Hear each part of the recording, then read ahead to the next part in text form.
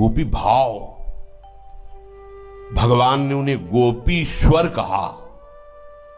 ईश्वर होते हुए भी ललचा गए। जिस गोपी रस को और गोपी भाव के लिए आराधना की श्री कृष्ण की, श्री कृष्ण कृपा से गोपी भाव मिला, तब वो ब्रज के रास रस में प्रवेश पाए। ऐसे रास विलास को तुम किसी स्त्री पुरुष का विलास समझते हो? तुम्हारी आंखें ही नहीं हैं तो बातुल भूत विवश मतवारे ते नहीं बोले वचन विचारे। भगवान का कोई भी एक भी चेष्टा ऐसी नहीं है जो धर्म से नहीं हो। साधारण धर्म, असाधारण धर्म, फिर प्रेम धर्म। तुम्हें साधारण धर्म का ज्ञान नहीं तो तुम प्रेम धर्म के विलास का कैसे निर्णय कर सकते हो? जब साधारण धर्म का, एक मनुष्य धर्म का तुम्हें ज्ञान नहीं, और वो मनुष्य धर्म का खेल नहीं हो रहा है। नहीं, मनुष्य धर्म से तो ऊपर शांत भाव की आराधना करने वाला ही उठ जाता है। कांता भाव, ये सबकी समझ में आने वाले भाव नहीं है। अगर ऐसा होता, ध्रुवदास जी ने वर्णन किया है, नारदादि उद्धादि सब, सनकादि आदि, ये गोपी जनों के सुख को देखकर अपने भजन को व्यर्थ मानते हैं। अपने भजन को व्यर्थ मानते, जो ब्रह्मानंद में छके रहते हैं। गोपी जनों का प्यार, कपोल पे कपोल श्री कृष्ण मिलाए, नूपुरों की नूपुर ध्वनि में ध्वनि मिलाए, नेत्रों में नेत्र मिलाए, ललचा गए महापुरुष सनकादि, जिनकी एक झलक पाने के लिए बैकुंठ में जाते हैं। जरा सा विक्षेप पड़ता है तो आवेश आ जाता है। कितना प्यार करते हैं रूप दर्शन का, और उसी रूप का ये पान कर रही हैं। पान ही नहीं, अपने में समा रही हैं। कैसे कोई इस रास को समझ पाएगा? वो रास को समझते हैं स्त्री पुरुष का विलास। नहीं नहीं, बड़े बड़े योगियों की पहुंच की भी बाहर की बात है। अगर कोई साधारण भाव से इसे ले तो वो अपने ऊपर अपराध ला देगा, मलिनता और बढ़ेगी। बृहस्पति शिष्य भगवान के समान ज्ञान रखने वाले उद्धव जी एक चेष्टा को देखकर बिक जाते हैं गोपी जनों की। कितनी ऊंची महान स्थिति गोपी, वो जान रहे हैं। वो भी पूरी नहीं, तभी चरणों में लौटते हैं कि मुझे यहां की कोई घास औषधि बना दी जाए जिससे इन गोपियों की चरण धूलि मुझे मिलती रहे। श्री कृष्ण सानिध्य को निरंतर प्राप्त महापुरुष गोपी जनों की भावदशा को देखकर गोपी जनों की चरण धूलि सतत पड़ती रहे, इसलिए यहां ब्रज की वो लता गुल्म औषधि बनना चाहते। उद्धव जैसे महात्मा जिनकी चरण रज लेने के लिए गुल्म लता औषधि जड़ बनना चाहते हैं, वो गोपी जन कोई स्त्री है? उनका श्री कृष्ण से, जिन श्री कृष्ण का नाम नहीं ले सकते, उन श्री कृष्ण को अपने हृदय से लगाती है। कितनी महिमा है। तुम पुरुष स्त्री देखते हो, तो हमारे प्रभु स्वयं कह रहे हैं, न मे पार्थास्ति कर्तव्यम त्रिषु लोकेषु किंचन नानवाप्तमवाप्तव्यम वर्त एव च कर्मणि। अलग अलग लोकों की 9 किशोरी सुंदरियों ने जब ब्रज गोपियों का ये सुख सुना, क्योंकि भगवान की जो ब्रज लीला तो संपूर्ण लोकों में नारद जैसे बड़े बड़े महात्मा गान करते, बड़े बड़े राजाओं की सभा में, यहां वर्तमान लीला को, उन लीलाओं को सुनकर उन 9 किशोरी सुंदरियों ने सोचा, क्या मुझे भी पति रूप में श्री कृष्ण प्राप्त हो सकते हैं? बड़े बड़े महात्माओं से प्रश्न किया, उनका हाँ, वो ऐसे नहीं प्राप्त हो सकते कि तुम्हारे पिता जाएं और पानी ग्रहण के लिए प्रार्थना करें, ऐसे नहीं प्राप्त होंगे। इतनी सामर्थ्य नहीं है किसी में। वो तो भगवान की जो दिव्य सहचारिणी शक्तियां हैं वही प्रकट हुई अष्टपट रानियों के रूप में। बड़े बड़े महात्माओं ने, देवर्षि नारद जैसे सब ने बताया कि भगवान का एक आंतरिक स्वभाव हम तुम्हें बताते हैं, कमजोरी। यदि तुम भाव से अंदर विकल हो जाओगी तो वो तुम्हें स्वीकार कर लेंगे। तुम्हारी सामर्थ्य नहीं कि वहां पहुंच करके तुम ऐसा कहो, वो विधान बना देंगे।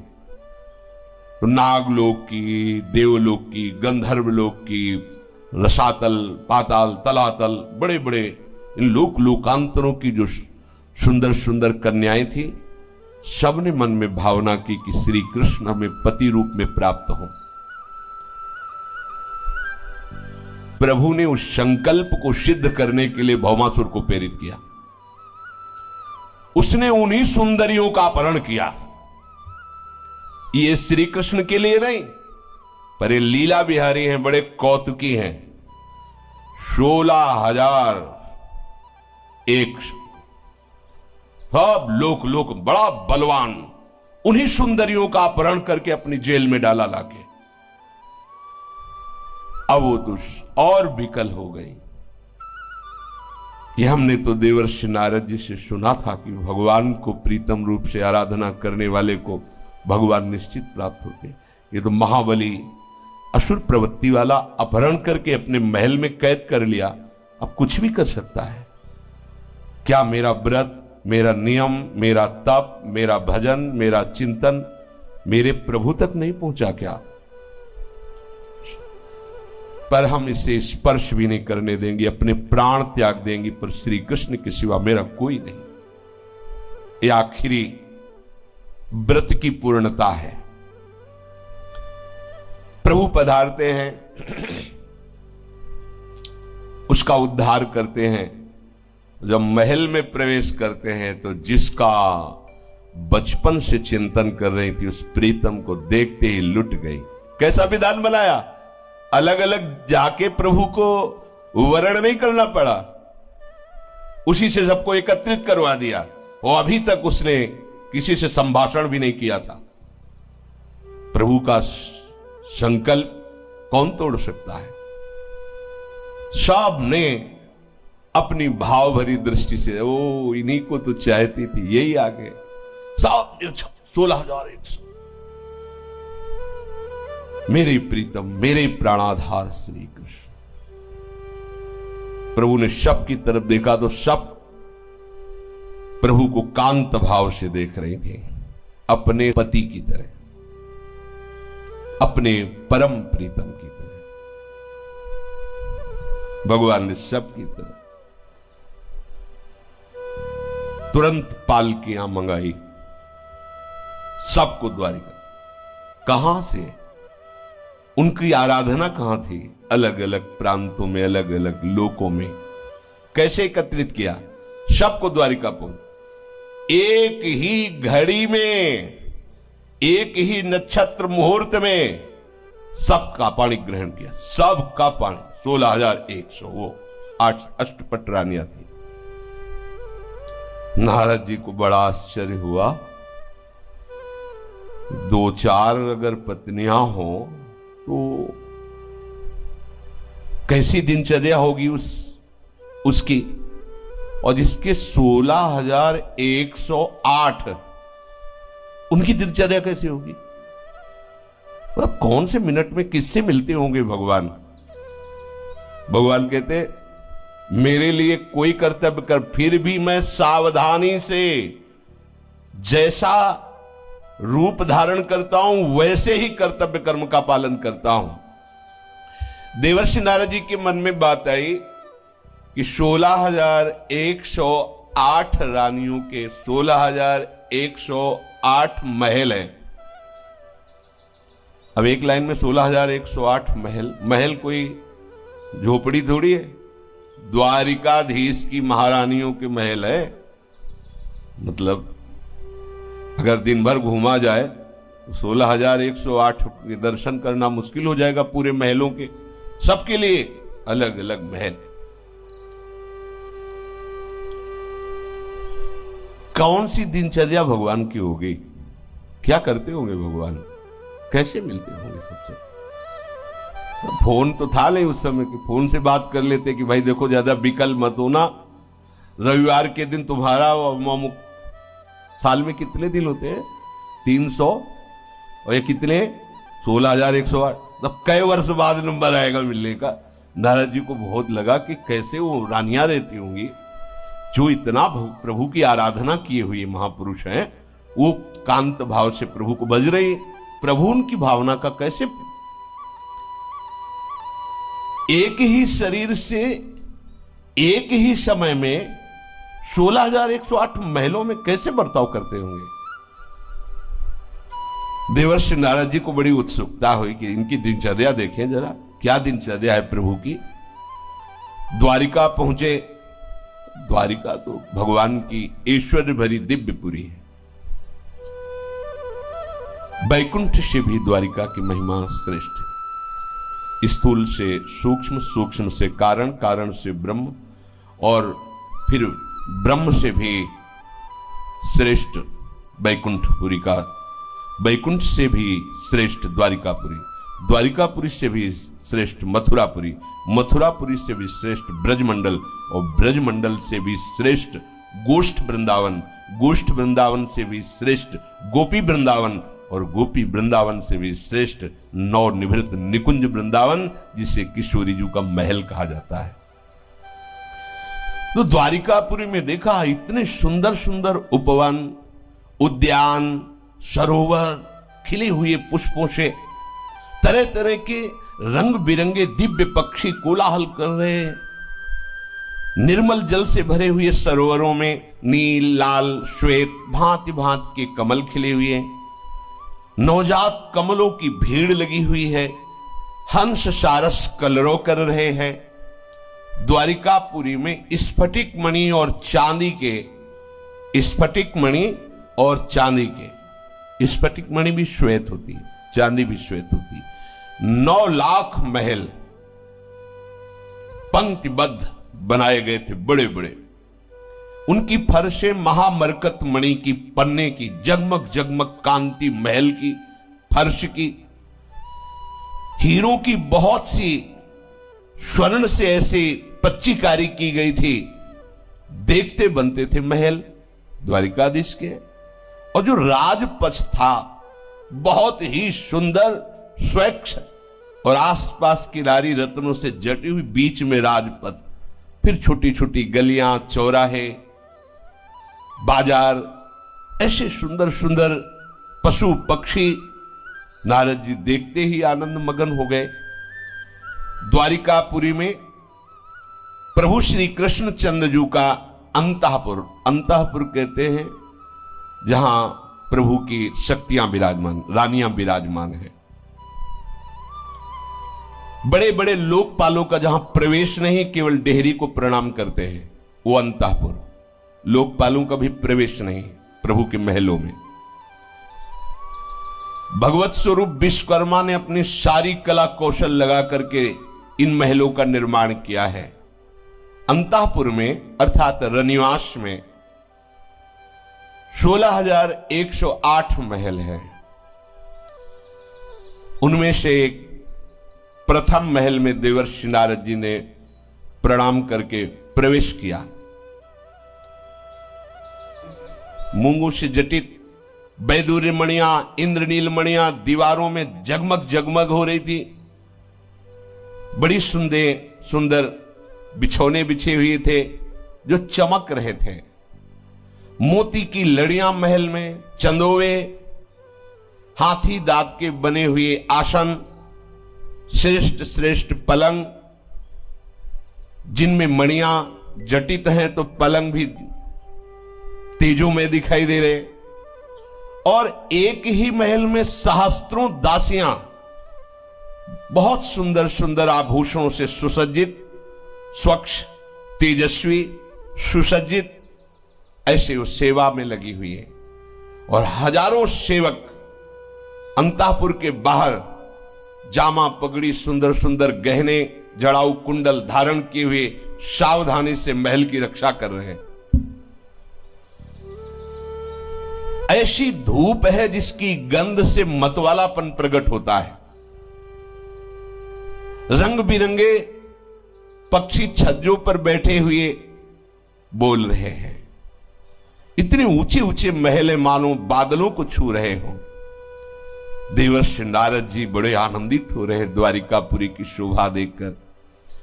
अब इनके लिए तो कोई रोक है नहीं, सीधे गए तो देखा महालक्ष्मी स्वरूपा रुक्मिणी जी के साथ बैठे प्रभु कुछ वार्ता कर रहे हैं और रुक्मिणी जी अत्यंत सुकोमल कर कमल में पंखा लिए हुए प्रभु पर से वायु कर रहे हैं।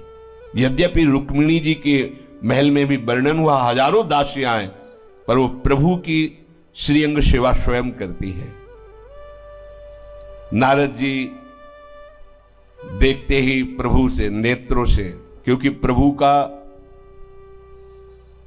ब्रह्मण्य देव नाम है, भक्त अपने स्वामी को जैसे प्रसन्नता हो वैसा ही करता है।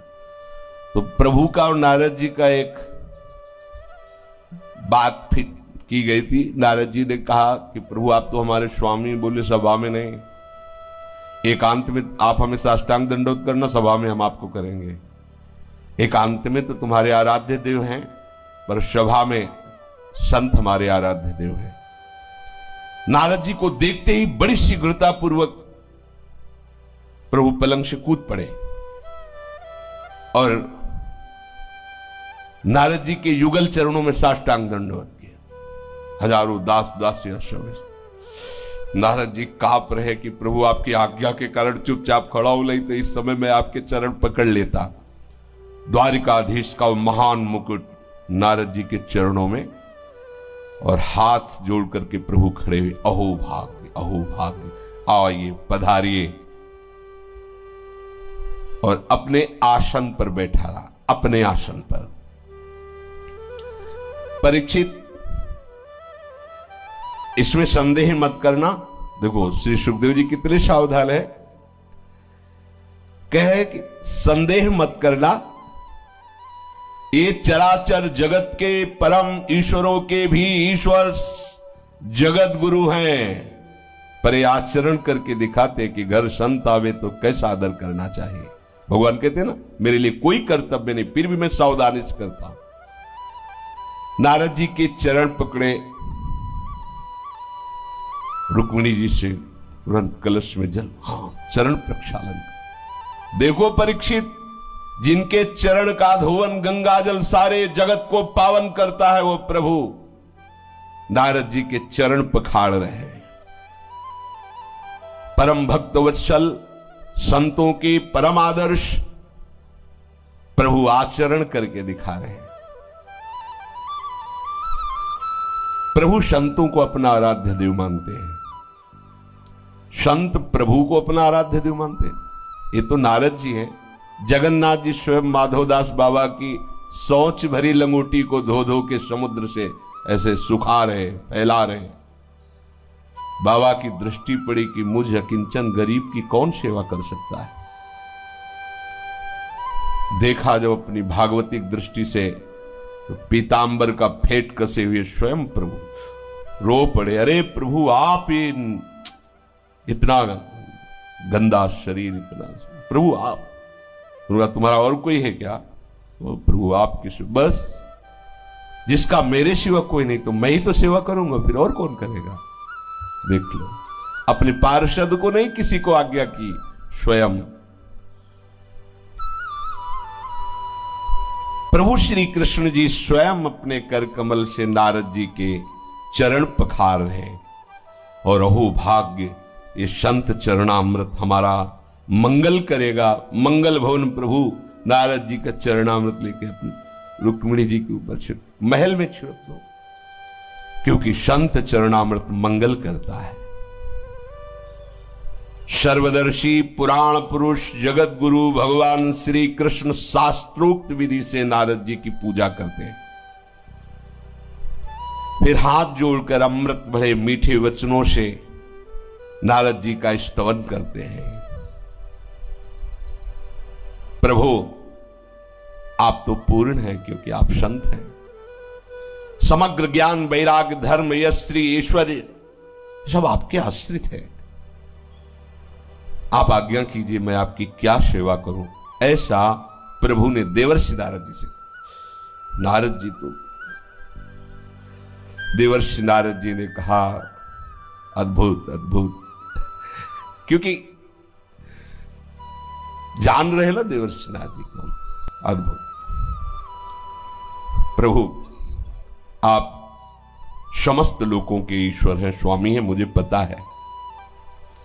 ये जो आप कर रहे हो मुझे कोई आश्चर्य भी नहीं हो रहा है, क्योंकि आपके लिए कोई नई बात नहीं है। आप अपने प्रेमी भक्तों से कितना प्यार करते हैं ये भक्तजन ही जानते हैं। प्रभु, आप दुष्टों के लिए भयानक काल रूप हैं, तिनका काल रूप में भ्राता, लेकिन भक्तों के लिए आप उनके लाडले हैं। परम यशस्वी, जगत की स्थिति और पालन और लय ये आपकी स्वेच्छा से होता मैं जानता हूं, भली भांति जानता हूं कि आप कौन हैं। प्रभु, ये तो मेरे बड़े सौभाग्य की बात है कि मैं आपके श्री चरणों के दर्शन पा रहा हूं। आपके श्री चरण कमल संपूर्ण जगत का परम कल्याण करने में समर्थ है, मोक्ष प्रदान करने में समर्थ है। ओहो, आपके ज्ञान की कोई सीमा नहीं है। भगवान ब्रह्मा शंकर आदि बड़े बड़े आपका केवल चिंतन करते रहते हैं, वो आपका आश्रय लिए हुए हैं। तभी ब्रह्मा जी सृष्टि का सृजन करते, महादेव जी लय करते हैं, और भगवान नारायण पालन करते हैं। प्रभु, आप कोई भी लीला करें, पर हम पर तो बस इतनी कृपा करें कि मेरे में सदैव आपकी स्मृति बनी रहे।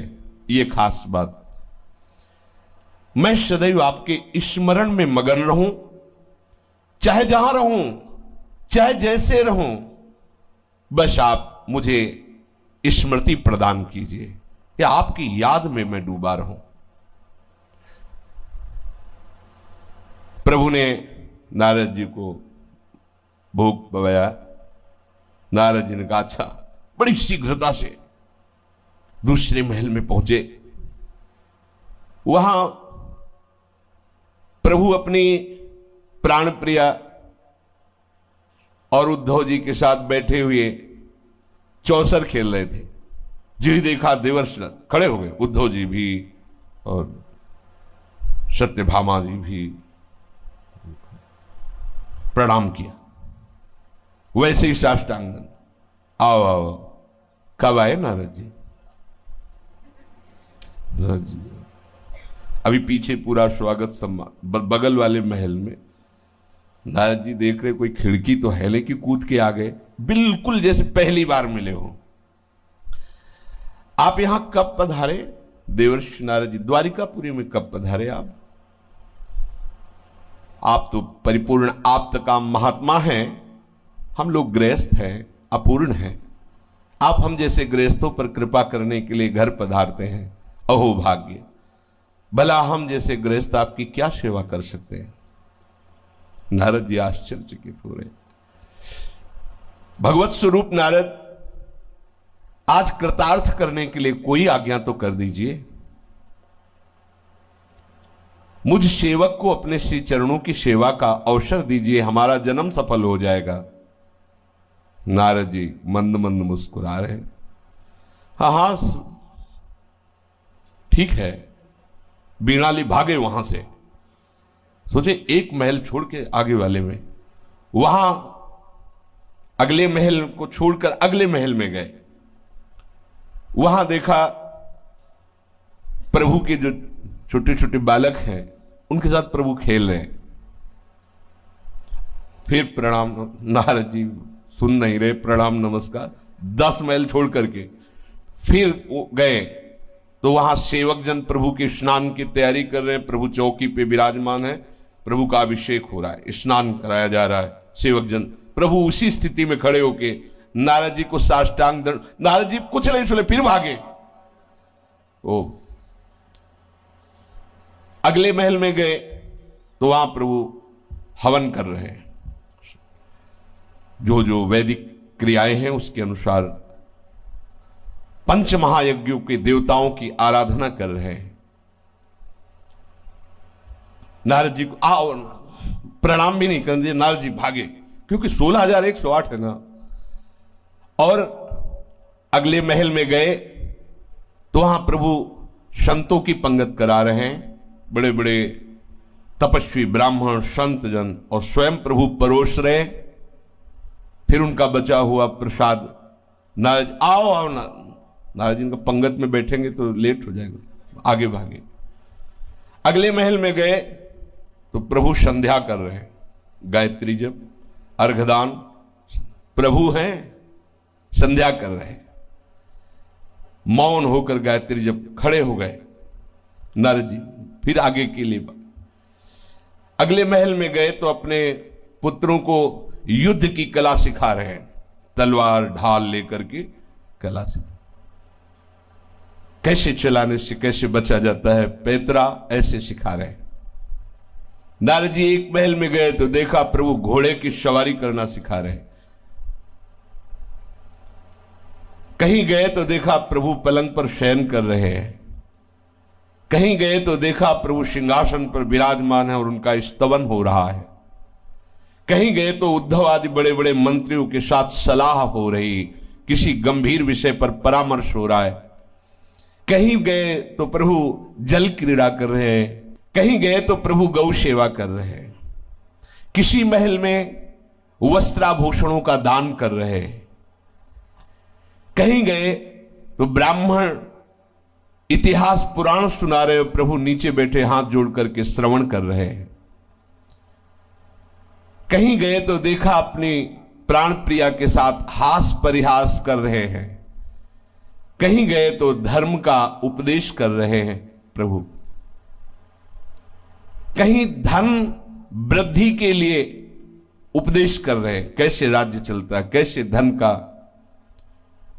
कहीं तो गृहस्थाश्रम धर्म के उपयोगी विषयों का कैसे सेवन करना है, ऐसी चर्चा हो रही। और कहीं गए तो ध्यानस्थ होकर के प्रभु बैठे हुए, प्रकृति से परे अतीत अपने स्वरूप के ध्यान में प्रभु बैठे हैं। कहीं गए तो गुरुजनों की सेवा में लगे हुए, माता पिता वयोवृद्धों की सेवा कर रहे हैं। कहीं गए तो संधि की बात हो रही, तो कहीं युद्ध की बात हो रही। कहीं किसी महल में देखा बलराम जी के साथ बैठे हुए, कैसे जगत का मंगल हो, कैसे सत्पुरुषों का कल्याण हो, इस पर चर्चा हो रही। किसी महल में गए तो जिन कन्याओं का ब्याह हो गया था उनको बुलाया गया है, उनका आदर सत्कार हो रहा है। किसी में पुत्र का ब्याह हो रहा है तो किसी में कन्या का ब्याह हो रहा है। नारद जी का सर दर्द करने लगा कि आखिरकार प्रभु एक ही समय में ब्याह, सबके महल में। कहीं कन्याओं को विदा किया जा रहा है, कहीं ब्याह की तैयारी हो रही। योग योगेश्वरेश्वर भगवान जगत गुरु श्री कृष्ण का ये विराट उत्सव देख करके नारद जी चकित हो रहे हैं। बड़े बड़े यज्ञों के द्वारा बड़े बड़े देवताओं का यजन। कहीं प्रभु आदेश कर रहे हैं कि कुआं पौशाला ये बनाए जाए, मठ बनाया जाए, संतों को रखा जाए। कहीं श्रेष्ठ यादवों से घिरे हुए प्रभु विचरण कर रहे हैं। कहीं प्रजा के सामने वेश बदल करके उनकी जानकारियां कर रहे हैं। मनुष्य की सी लीला करते हुए ऋषिकेश भगवान श्री कृष्ण की इस महामहिमा को देखकर देवर्षि नारद जी हार करके मुस्कुराते हुए कहा, एक महल में प्रणाम किया होगा, अब आगे के महल में जाएंगे नहीं। कितना दौड़ लगा है, 16,108, सब में नई नई लीला। बोले प्रभु मैं देखने आया था कि आप 16,108 से कब मिलते हैं। मैं समझ गया प्रभु। एक क्षण भी प्रभु नहीं हटते, बस समझ लीजिए अपने भक्त के पास से एक क्षण भी नहीं हटते। इतने प्रभु के भक्त हैं, सबके साथ प्रभु है, सबके साथ अपने पर्सनल प्रभु है। ये ज्ञान विज्ञान की बात नहीं, ये भाव की बात है। सबके साथ प्रभु, वही प्रभु एक जो परम तत्व है, जैसे आप भाव करोगे वैसे ही आपके साथ प्रभु वैसे ही है। बड़ी महिमा है प्रभु, आपकी महिमा का कोई पार नहीं पा सकता। ये आपने जो अपनी महिमा प्रकट की, मुझ चरण सेवक के ऊपर अपार कृपा की प्रभु। हे मेरे आराध्य देव, मैं समझ गया कि आपके लिए कोई कर्तव्य कर्म नहीं, फिर भी एक सद्गृहस्थ को कैसे आचरण करना चाहिए आप स्वयं कर्म करके बता रहे हैं।